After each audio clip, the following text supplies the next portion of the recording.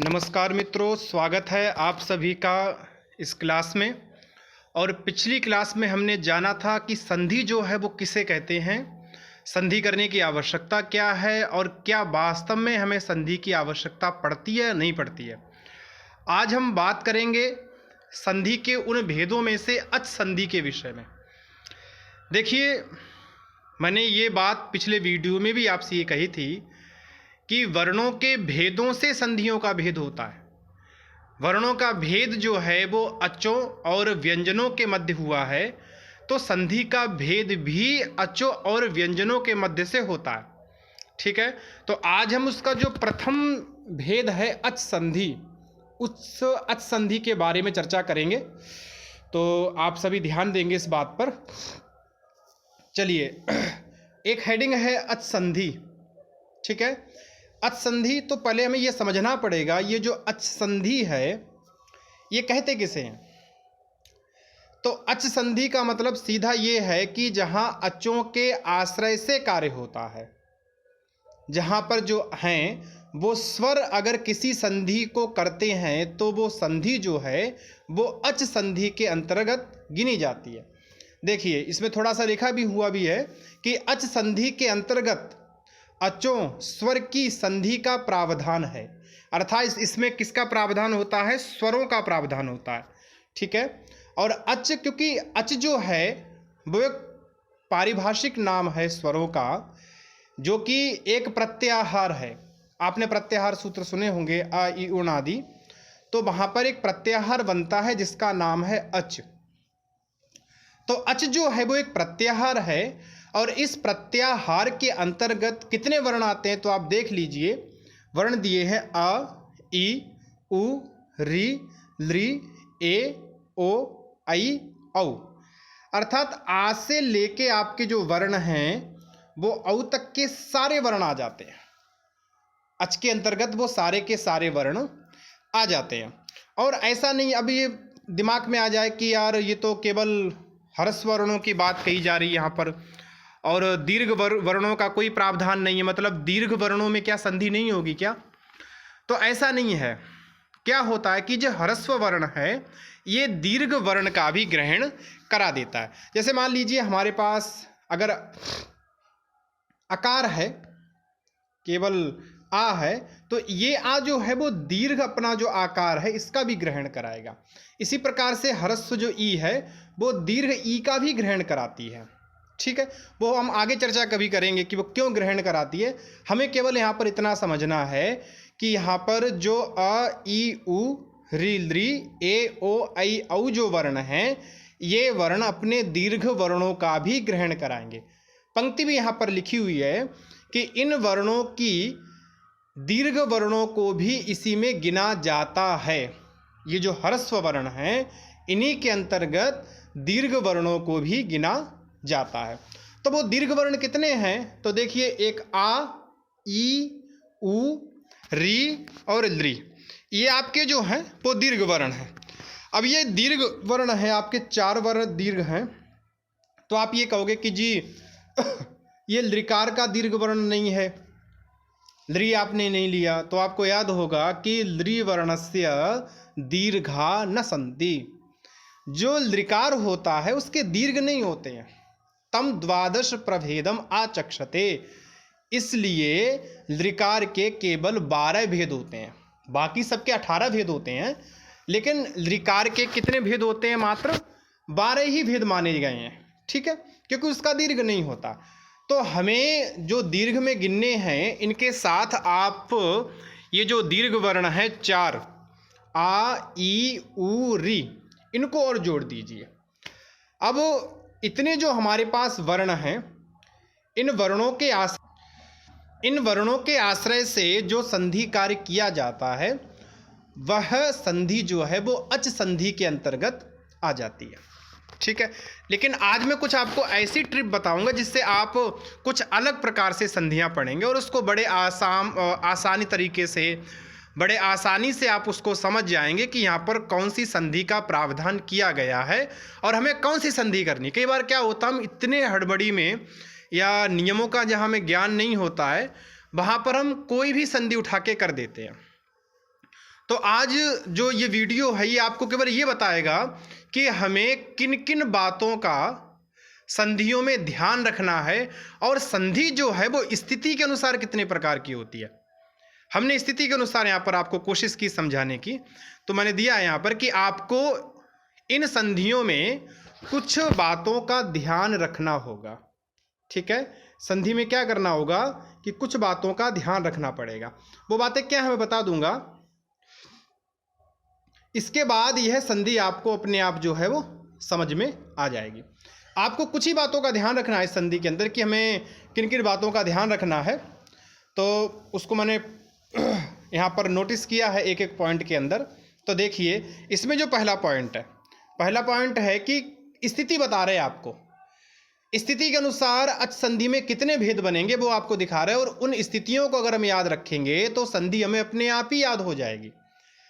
तो स्थिति नंबर 1, पहली स्थिति क्या है आपके सामने, वो स्थिति ये है कि जब कभी भी कई बार क्या होता है, कई बार परे रहते पूर्व पद में कार्य होता है। ये तो आपको पता होगा कि दो स्थितियां होती हैं संधि, क्योंकि दो वर्णों का मेल होता है और वो दो वर्ण आपको स्वतंत्र भी मिल सकते हैं और किसी पद में भी मिल सकते हैं। तो मैंने यहाँ पर पद को लेके बात की है। जैसे देख मान लीजिए कि आपके पास एक पूर्व पद होता है और दूसरा उत्तर पद होता है। ठीक है, दो पद आपके पास है, एक पूर्व पद है और दूसरा जो आपका उत्तर पद है। तो उत्तर पद जो है यहाँ पर क्या कहा गया कि कई बार परे रहते पूर्व पद में कार्य होता है, अर्थात परे रहते मतलब उत्तर पद के रहते। ठीक है, ये आपका जो उत्तर पद है, इस उत्तर पद के रहते कई बार जो है आपका पूर्व पद में कार्य किया जाता है। ऐसी स्थिति में जो आपका पूर्व पद होता है ये होता है कार्यस्थल, क्योंकि यहाँ पर कार्य किया जा रहा है, और उत्तर पद होता है ये होता है आपका निमित्त स्थल। ये निमित्त है आपका, उत्तर पद है इसलिए पूर्व पद में कार्य किया गया। ठीक है, इसको थोड़ा समझना कि उत्तर पद है इसलिए हमने पूर्व पद में कार्य किया है। तो पूर्व पद तो हमारा कार्यस्थल हो गया और उत्तर पद हमारा जो हो गया वो निमित्त स्थल हो गया। ठीक है, ज़्यादा दिमाग पर जोर नहीं लगाना, आराम से समझना बिल्कुल प्यार से कि पूर्व पद हमारा कार्यस्थल है और उत्तर पद हमारे लिए क्या है, निमित्त स्थल है। ठीक है, और ऐसी स्थितियों में ये जो अवस्था है, इस अवस्था में दो प्रकार की संधियां आती हैं। दो संधियां हैं, एक यण संधि है और दूसरा ययादि संधि है। जब हम यण संधि या ययादि संधि पढ़ेंगे आगे, तब आप उसको और अच्छे से समझ जाओगे कि वो किस प्रकार से इन्होंने इस बात को रखा है कि यहाँ पर यण संधि में और अयादि संधि के अंतर्गत जो है वो पूर्व पद जो होता है वो कार्यस्थल होता है और उत्तर पद जो आपका होता है वो निमित्त स्थल होता है। तो प्रथम आपको नियम ये याद रखना है कि कई बार पूर्व पद कार्यस्थल होता है, पूर्व पद में कार्य होते हैं उत्तर पद को मान के। ठीक है, ये प्रथम नियम है, एक प्रथम अवस्था है आपकी। दूसरी अवस्था ये है कि कई बार क्या होता है कि पूर्व और पर के स्थान पर, उसको ऐसे कर लीजिए आप कि उत्तर पद और पूर्व पद इनके वर्णों के स्थान पर, कि पूर्व पद का जो है वो अंतिम वर्ण होता है और उत्तर पद का जो है वो आदि वर्ण होता है। ठीक है, तो ऐसे स्थान पर कई बार पूर्व पद और उत्तर पद ये दोनों आके मिल जाते हैं। इन दोनों के स्थान पे जब हम संधि पढ़ेंगे इसको और अच्छे से समझेंगे कि पूर्व और पर दोनों के स्थान पे कार्य होता है। ठीक है, पूर्व और पर इन दोनों के स्थान पे हम कार्य करते हैं। ऐसी स्थिति में या इस परिस्थिति वाली जो संधियां हैं, इनमें हमारी मुख्य 3 संधियां आती हैं। जैसे एक है वृद्धि संधि, एक है गुण संधि और एक है दीर्घ संधि। इसको सवर्ण दीर्घ संधि भी कहते हैं। तो ये 3 संधियां ऐसी हैं जहां पर पूर्व और पर दोनों के स्थान पे कार्य किया जाता है। ये दूसरा नियम है। पहला नियम क्या था? पहला नियम ये था कि उत्तर पद रहते पूर्व पद को कार्य करते हैं। ठीक है, अब यहां पर दूसरा नियम क्या है? इस दूसरे नियम में दोनों पूर्व पद और उत्तर पद ये दोनों ही क्या होते हैं? कार्यस्थल होते हैं। ठीक है, इन दोनों को हम क्या कहते हैं? कार्यस्थल कहते हैं। ये दूसरा नियम हो गया। अब हम आगे चलते हैं तीसरे नियम की ओर। अब हम चलते हैं तीसरे नियम की ओर। देखो तीसरा नियम क्या है कि कई बार पूर्व पद को निमित्त मानकर उत्तर पद में कार्य किए जाते हैं। कंफ्यूज मत होना बिल्कुल, बस इतना याद रखना, एक बार पहले को दे दिया, एक बार दूसरे को दे दिया। मतलब दो व्यक्ति आपके पास खड़े, एक इधर है एक इधर है, तो आपने एक बार पहले को दे दिया, एक बार दूसरे को दे दिया। अब आपके पास मान लीजिए कोई चीज़ शेष रह गई, तो आपने उन दोनों को दे दिया। ठीक है, इतना याद रखना है आपको बस। तो यहाँ पर भी वही बात है कि कई बार जो है वो पूर्व पद को निमित्त मानकर उत्तर पद में कार्य होता है। पूर्व पद क्या होगा? निमित्त होगा। उत्तर पद क्या होगा? कार्यस्थल होगा। ठीक है, पूर्व पद हो गया आपका निमित्त, उत्तर पद हो गया कार्यस्थल। ठीक है, यहाँ पर उत्तर पद में कार्य किया जाता है पूर्व पद को निमित्त मानकर। इसमें जो संधि है वो आपकी एक संधि आती है पूर्व रूप संधि। इसके आप नाम से ही परिचित हो गए। देखो, पूर्व रूप, पूर्व के जैसा रूप बना देना। तो पूर्व के जैसे रूप किसकी बनाएंगे? दूसरे वाले की, अर्थात जो उत्तर में होगा। तो उत्तर में जो है, उत्तर में जो ये है, इसका पूर्व जैसा बना देना, इसे कहते हैं पूर्व रूप संधि। ठीक है, तो ये जो स्थिति है, ये आपके 3 नियम हो गए। एक नियम इसका और है, उसको भी देखते हैं। चलिए, चौथा नियम इसमें यह चलता है, कई बार क्या होता है, हमारी परीक्षा लेने के लिए यूं समझ लीजिए कि कई बार हम इस बात को भूल जाते हैं कि कई बार संधि की सारी शर्तें लागू होंगी आपकी, पूर्व पद, उत्तर पद वगैरह वगैरह जो भी है, वो सारी की सारी शर्तें लागू होंगी उसमें। ठीक है, संधि की जितनी शर्तें हैं वो लागू होंगी, लेकिन फिर भी वहाँ संधि नहीं होती है। सारे आपको निमित्त मिलेंगे, जो जो निमित्त ये बताते हैं कि पूर्व पद होना चाहिए, उत्तर पद होना चाहिए, दोनों के स्थान पे होना चाहिए, वो सारी शर्तें हैं, लेकिन क्या होगा, वहाँ पर संधि नहीं होती है। तो ऐसी स्थिति में क्या होता है, उसकी प्रगृह्य संज्ञा हो जाती है। एक नई चीज़ है आपके लिए, शायद हो सकता है, इसे कहते हैं प्रगृह्य संज्ञा हो जाना। प्रगृह्य में क्या होता है, इसको और अच्छे से देख लीजिए आप। ऐसी स्थिति में क्या होती है, इसकी प्रगृह्य संज्ञा हो जाती है। तो प्रगृह्य संज्ञा हो जाती है तो इसका मतलब क्या हुआ, ठीक है, प्रगृह्य संज्ञा कर लीजिए तो संधि भी कर लीजिए। ऐसा नहीं है, जब हम प्रगृह्य संज्ञा कर देते हैं तब एक नियम है कि जो प्रगृह्य संज्ञक होता है उसको प्रकृति भाव हो जाता है। क्या हो जाता है? प्रकृति भाव। अब ये प्रकृति भाव क्या होता है? प्रकृति का अर्थ होता है स्थिति। जो चीज जिस स्थिति में है उसको उसकी प्रकृति कहा जाता है। ठीक है, और प्रकृते भावम प्रकृति भावम, प्रकृति का भाव हो जाना, अर्थात जो चीज जैसी है उसको उसी रूप में बने रहना, ये प्रकृति भाव है। क्योंकि मैंने आपको संधि के परिचय में ये बात कही थी कि संधि जो होती है वो वर्णों से उत्पन्न होने वाला विकार होता है, तो विकार की कोई ना कोई प्रकृति होगी, ये तो निश्चय है। यहाँ पर मैंने आपको उदाहरण दिया एक, जैसे हरि प्लस इति। अब हरि प्लस इति में ये जो आपके सामने उदाहरण प्रस्तुत है, हरि प्लस इति, यहाँ देखिए, ये देखिए इति का इकार है और हरि का ई है, तो इन दोनों ई के स्थान पर दीर्घ प्राप्त था अकह सवर्णे दीर्घा से। ठीक है, ये संधि नियम यहाँ पर लग रहा था, अकह सवर्णे दीर्घा, यहाँ पर संधि नियम प्राप्त था। परंतु ये जो हरि है, ये जो हरि शब्द है, ये हरि शब्द आपका क्या हो गया? प्रगृह्य संज्ञक हो गया। अब किस सूत्र से प्रगृह्य संज्ञक हुआ? तो हुआ ई दुदे द्विवचनम प्रगृह्यम, कि ईकारांत जो द्विवचन का शब्द है उसकी प्रगृह्य संज्ञा होती है। अब ये जो शब्द है ये ईकारांत भी है और द्विवचन का द्योतक है, इसलिए इसकी क्या हो जाएगी? प्रगृह्य संज्ञा हो जाएगी। और प्रगृह्य संज्ञा का फायदा क्या होता है? प्लुत प्रगृह्य अचिनित्यम, कि अचिनित्यम प्लुत प्रगृह्य, अच परे हो तो प्लुत और प्रगृह्य संज्ञक जो हैं उनको नित्यम प्रकृति भावम भवति, नित्य ही प्रकृति भाव हो जाता है। तो यहाँ पर क्या किया? यहाँ पर प्रकृति भाव हो गया। अब प्रकृति भाव का मतलब ये है कि यहाँ पर कोई भी संधि कार्य नहीं किया जाएगा। एक उदाहरण मैंने आपको इसका और दिया है, वो देखिए आप। एक उदाहरण मैंने दिया आपको, माले इति। अब माले का ए है और इति का ई है। ठीक है, अब यहाँ पर आप जो हैं वो एंगा पदांता दति आपको प्राप्त था, परंतु यहाँ पर भी इसकी प्रगृह्य संज्ञा हो जाएगी और प्रगृह्य संज्ञा होने के बाद यहाँ पर प्रकृति भाव हो जाएगा। ठीक है, तो ये चौथी स्थिति होती है कि जहाँ पर सारी शर्तें लागू हों, लेकिन सारी शर्तें लागू होने के बावजूद भी वहाँ पर कोई भी संधि कार्य नहीं किए जाते हैं। ऐसी स्थिति को हम कहते हैं प्रग्रिय संज्ञा। ठीक है, तो ये 4 स्थितियाँ जो हैं ये असंधियों में पाई जाती हैं। और आज हम पहले सर्वप्रथम बात करेंगे पहले नियम के ऊपर। पहला नियम आपका ये था कि जहाँ पर पूर्व पद जो है वो कार्यस्थल होता है और उत्तर पद होता है निमित्त स्थल। ठीक है, और इसमें 2 प्रकार की संधियां मैंने आपको सामने दर्शाई थी। 2 संधियां इसमें आती हैं, एक तो आती है यण संधि और दूसरी आती है अयादि संधि। ये 2 संधियां यहाँ पर आती हैं। तो देखिए, सबसे पहले हम बात कर लेते हैं वो है यण संधि के ऊपर। ठीक है, पहले हम इसको समझ लेते हैं कि यण संधि में ऐसा क्या होता है, इसका नाम यण क्यों है, किस निमित्त से इसका नाम यण पड़ा।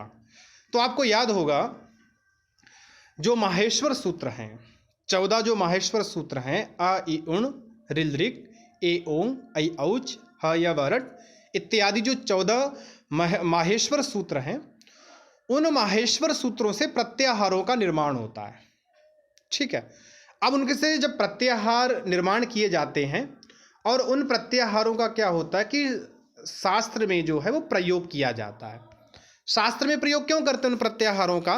वो इसलिए करते हैं कि लघुता आ जाए। अब लघुता कैसे, वो हम अभी समझ लेंगे इसको। तो सबसे पहले हम बात करते हैं यण के बारे में। ये यण क्या है? अगर हम यण के बारे में बात करें कि ये यण क्या होता है, तो देखिए, अगर आपको प्रत्याहार सूत्र याद हैं तो उसमें देखो आ इ उण ऋल ऋक ए ओंग ऐ औच ह य व रट। अब देखिए ह या व र ट। ठीक है, और इसके बाद आपका आता लण, ये एक प्रत्याहार सूत्र अगला। अब इसमें आपको क्या करना है, इस टा को हटा दीजिए, इस णा को हटा दीजिए।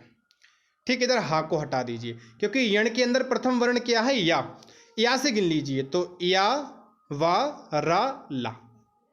ठीक है, अब मैं आपसे एक प्रश्न करूं कि अगर मुझे इन चारों वर्णों का नाम लेना हो कि या वा रा ला, इन चारों वर्णों का नाम लेना हो तो हम इनका कैसे नाम लें? तो 2 स्थितियां हो सकती हैं कि या तो आप ये कह दो कि या वा रा ला, एक ये कह दो। दूसरी स्थिति ये हो सकती कि आप इनका कोई नाम रख दीजिए। जैसे हमने यहाँ पर नाम रख दिया इसका यण। अब यण इतना कहा तो मैंने यहाँ पर या ले लिया। ठीक है, यहाँ से मैंने क्या ले लिया, यहाँ से मैंने या ले लिया और यहाँ से मैंने णा ले लिया। इन दोनों को आपस में मिला दिया, मिलाया तो क्या बना हमारे पास, यण बना। अब यण कहने से कितने वर्ण आएंगे, या वा रा, जो कट गया उसको नहीं लेना है, और ला, 4 वर्ण आ गए।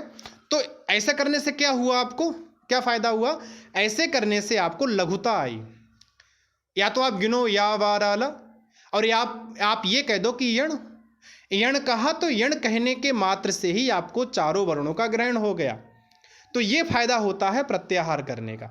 तो ये जो आपको यहाँ पर संधि दी है आपके सामने, और उस संधि का एक सूत्र दिया हुआ है। देखिए, प्रत्येक संधि का कोई ना कोई सूत्र होता है।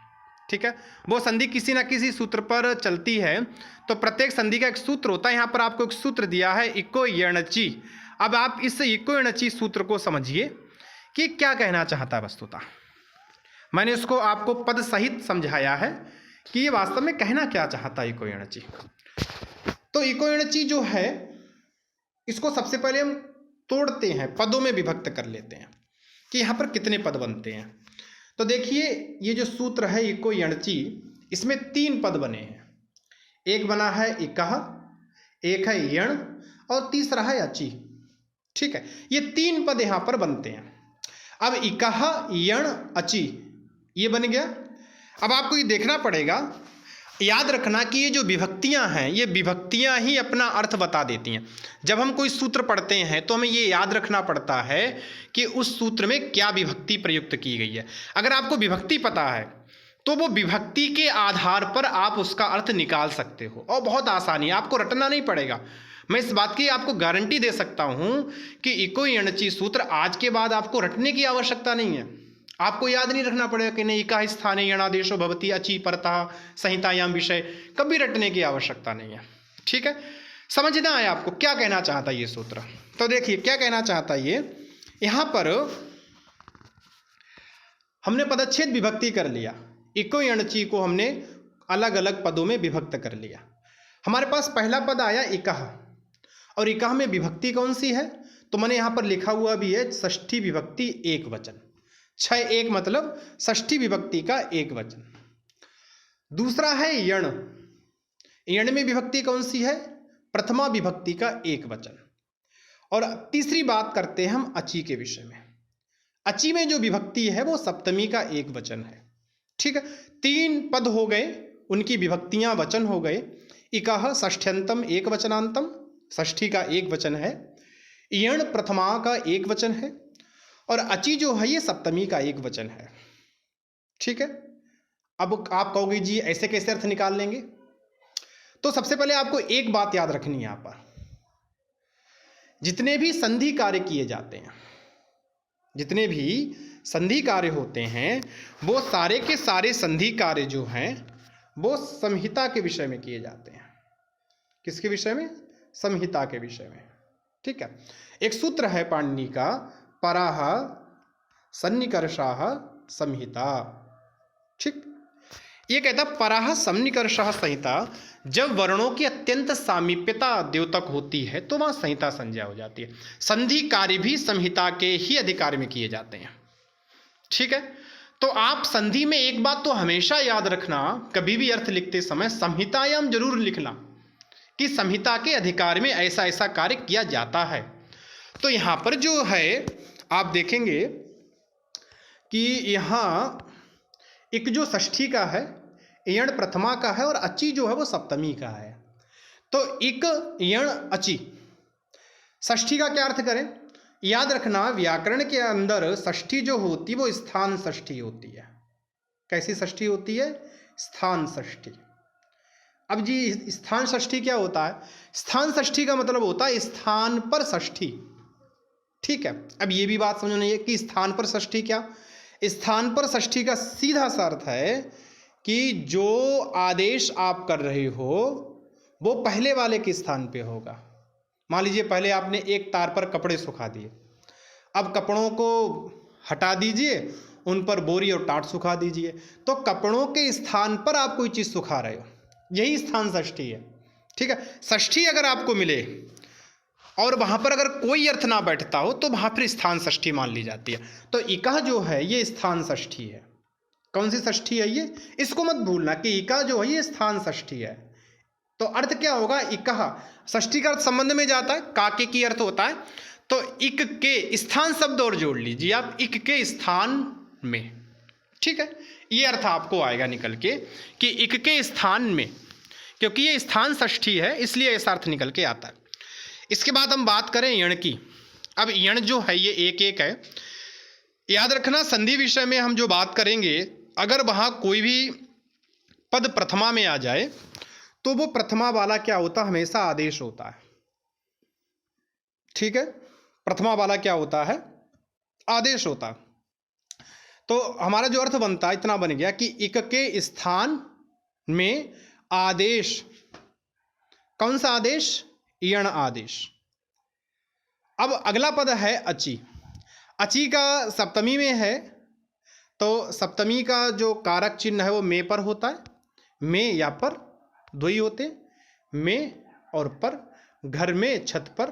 ठीक है, तो यहाँ पर हमें क्या लेना है? अची का अच जो है वो एक प्रत्याहार है। मैंने आपको बताया ना कि प्रत्याहार होते हैं, तो अच जो है वो एक प्रत्याहार है। तो यहाँ पर अर्थ हो गया कि अच परे रहने पर, अच परे रहने पर।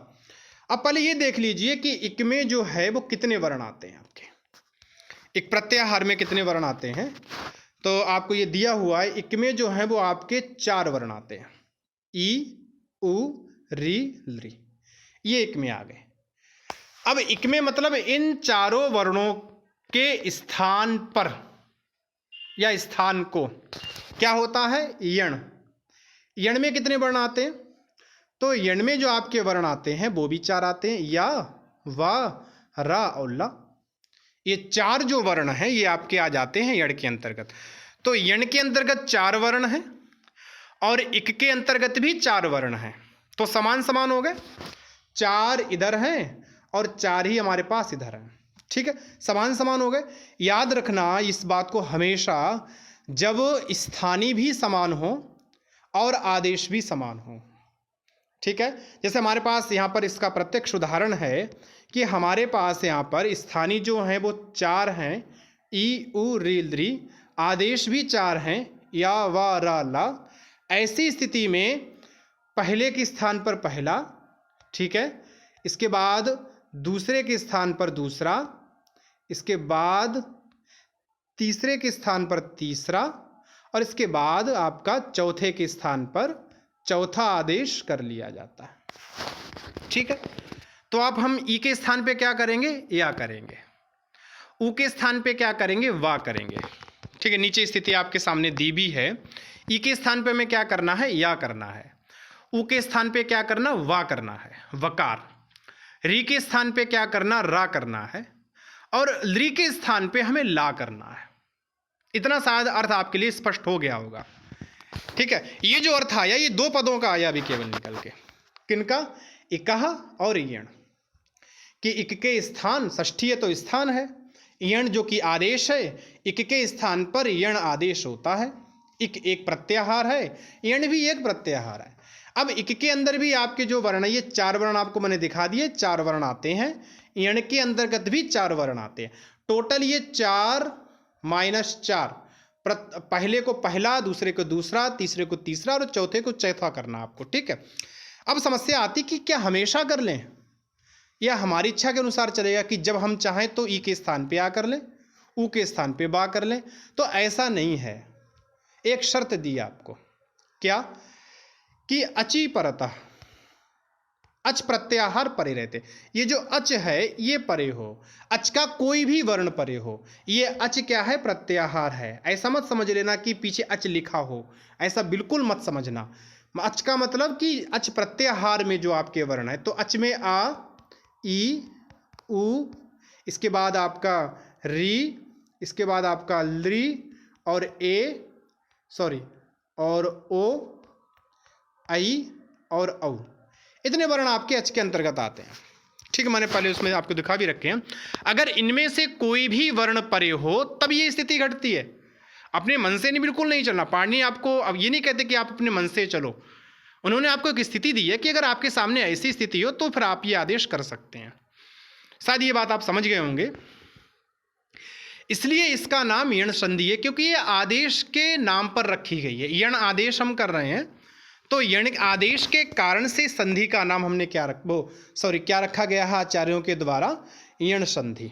ठीक है, अब आप इसके उदाहरण देख लीजिए एक एक, आपको और बात स्पष्ट हो जाएगी।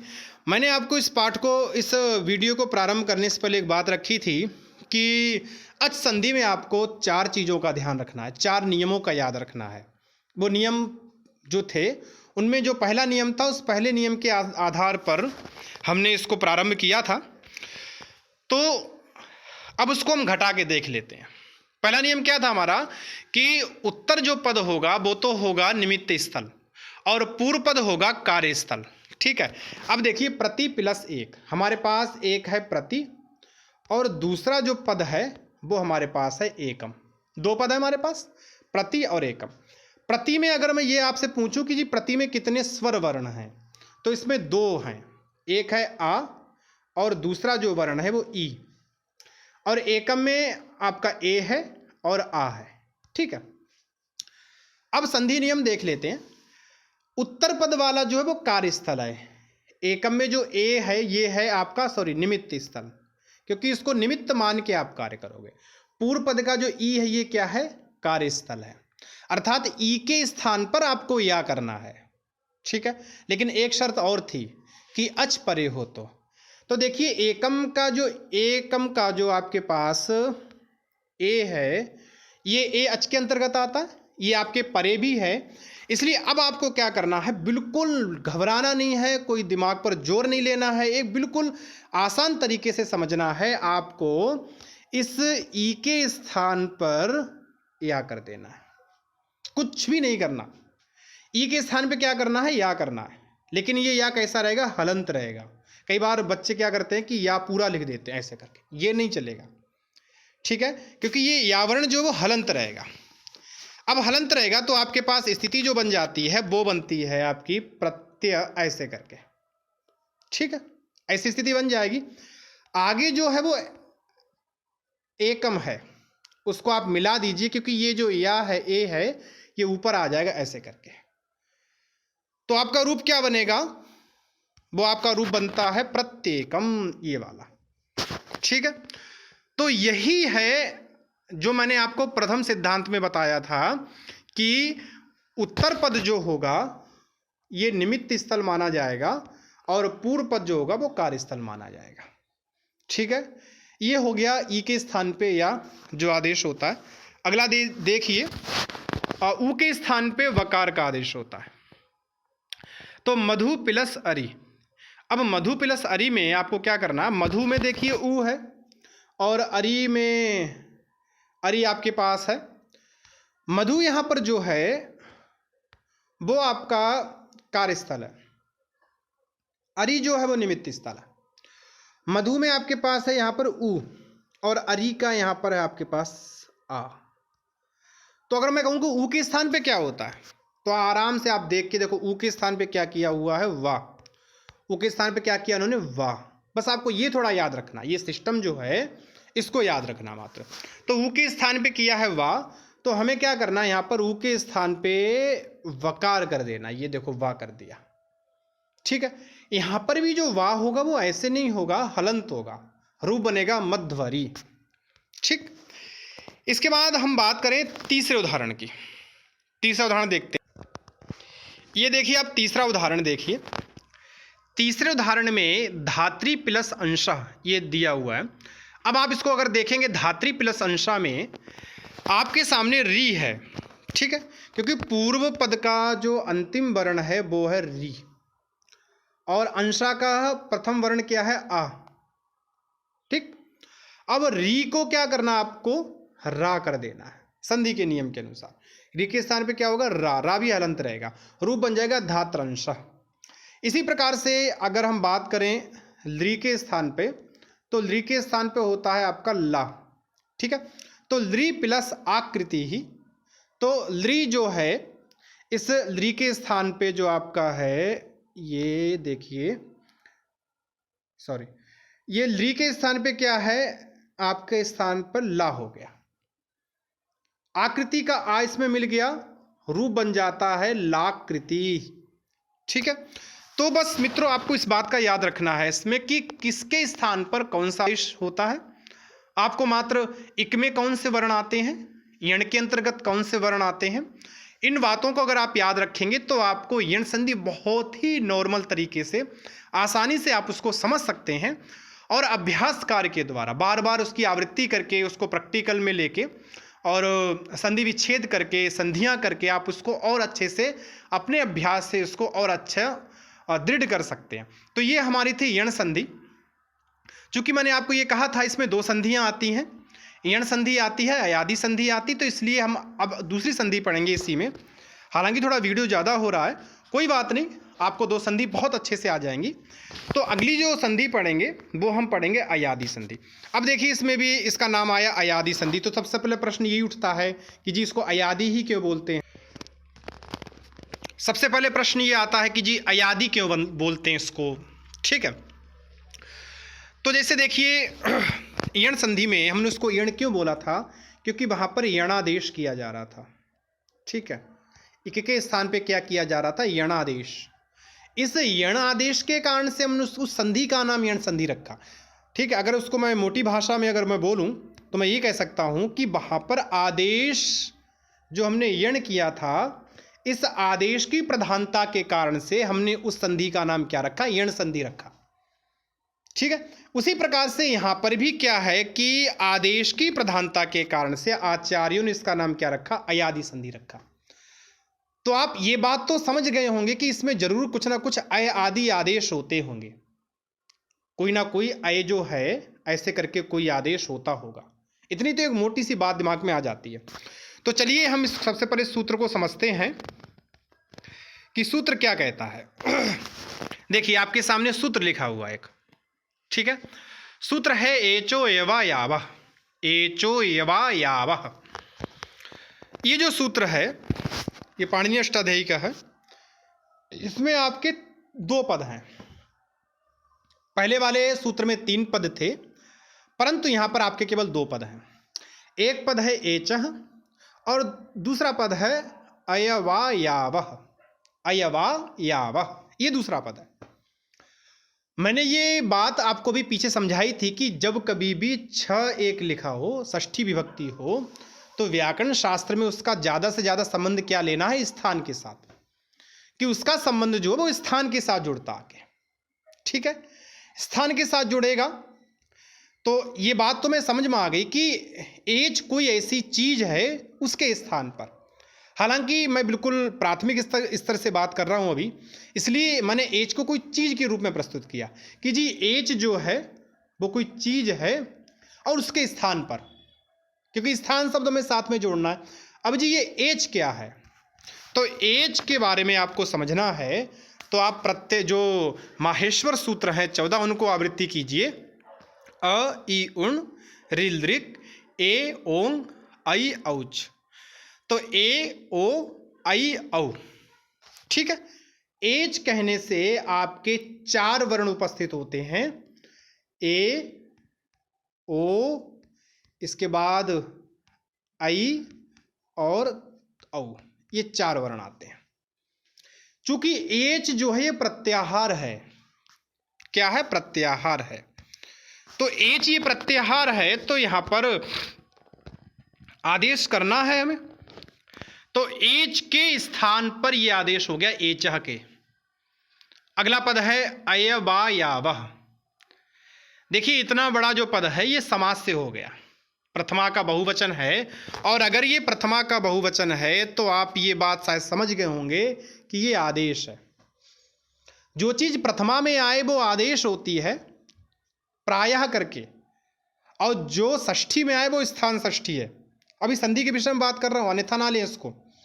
ठीक है, तो वो क्या है कि आदेश है और ये स्थान है।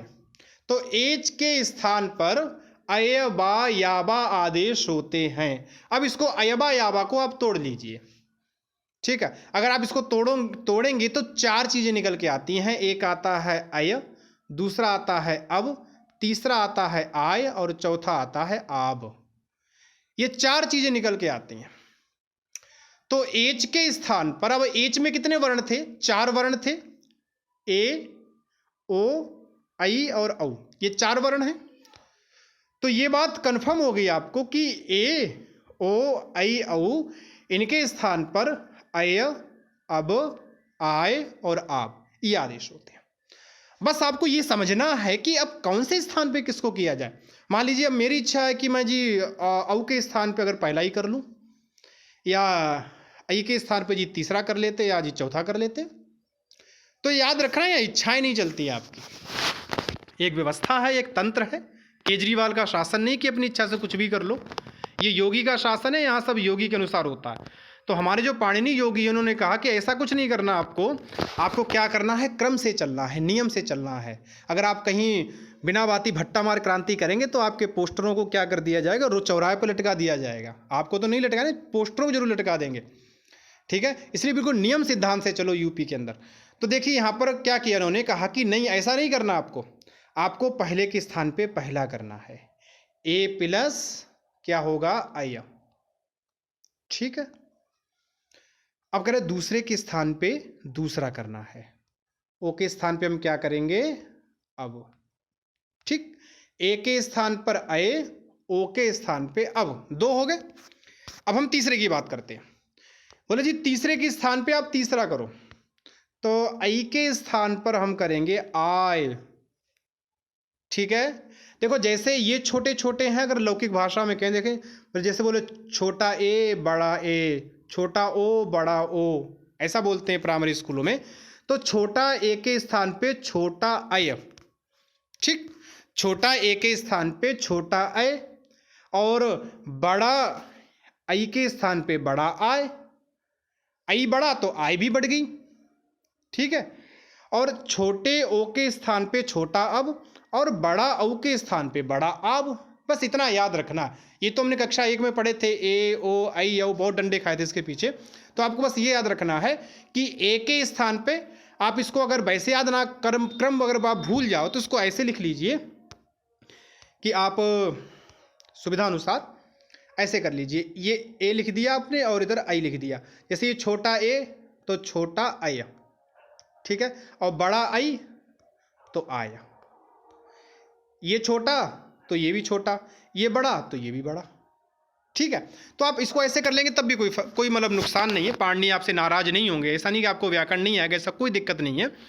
तो हम क्या करेंगे कि ए के स्थान पे आय कर देंगे, ओ के स्थान पे अव कर देंगे, आई के स्थान पे आय कर देंगे और औ के स्थान पे आव कर देंगे। अब फिर समस्या आती कि जी अपने मन से कर लें क्या, या यण संधि की तरह यहाँ भी कोई सिद्धांत चलता कि जी ये परे हो, ये ना हो, ऐसा हो, कुछ ऐसा चलता है अपने मन से, अपनी सरकार है? तो कहते जी बिल्कुल केजरीवाल की सरकार नहीं, अपनी सरकार है। आपकी सरकार नहीं है, पाणिनि की सरकार है, ठीक है। तो पाणिनि की सरकार ये कहती कि जी अची परे हो, तो क्या परे हो, अची।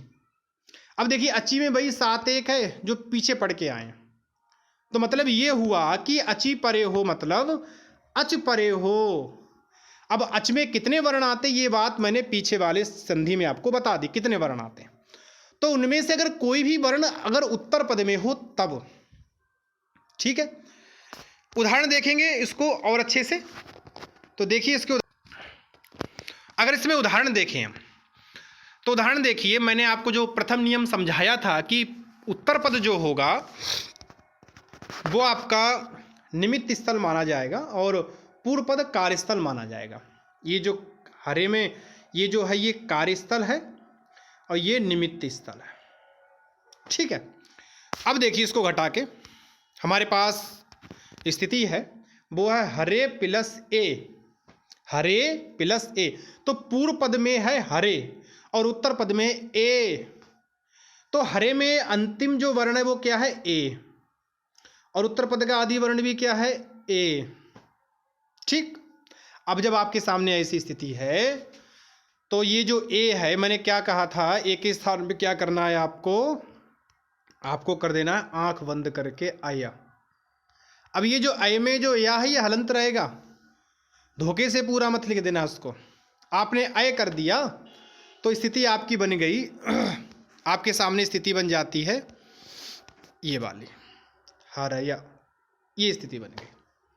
हरे का क्या बन गया, हरया, और ये पीछे आपका ए है, इस ए को इसकी छत पे बैठा दो, रूप क्या बन जाएगा, हरये, ठीक है। क्या रूप बना, हरये। ये ए का उदाहरण हो गया। आगे देखिए आपको अन्य के उदाहरण मिलेंगे। तो ये ए का उदाहरण हो गया, 1 मिनट, ये आपको ए का उदाहरण मिला। अब आपको अगले वर्णों के उदाहरण मिलेंगे। देखिए इसमें अब ओ का देख लीजिए, विष्णु प्लस ए। अब पूर्व पद में जो है वो है आपके पास ओ, उत्तर पद में है ए।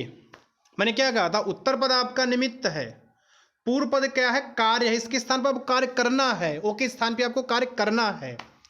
तो ओ के स्थान पे हम क्या करते हैं, अब तो स्थिति हो गई हमारी विष्णव और ए क्या बना, विष्णवे, ठीक है। इसी प्रकार से नई प्लस अकह।